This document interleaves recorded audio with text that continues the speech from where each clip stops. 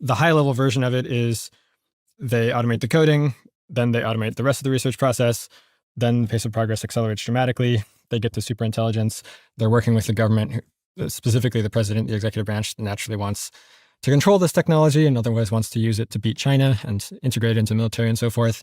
By this point, it's sort of doing basically all the work itself. I mean, it's super intelligent. So it's coming up with all these great ideas for how to integrate itself into everything and all these new technologies it's invented and so forth. And because of the race dynamics and because of the profit motive, they end up deploying it everywhere. And it builds robot factories, they build more robots, they build more robot factories, etc. Transforms the world entirely. And then at some point it has enough power, it meaning the AIs, have enough power that they don't have to pretend to be aligned anymore, right? Then they stop listening to orders. That's the race ending of AI 2027.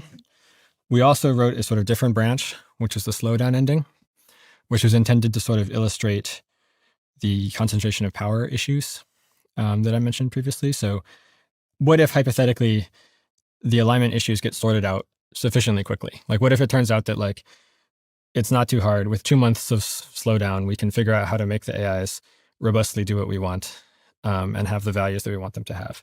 So that's one possible branch. And in that branch, it looks pretty similar. You know, they take the jobs, beat China, etc.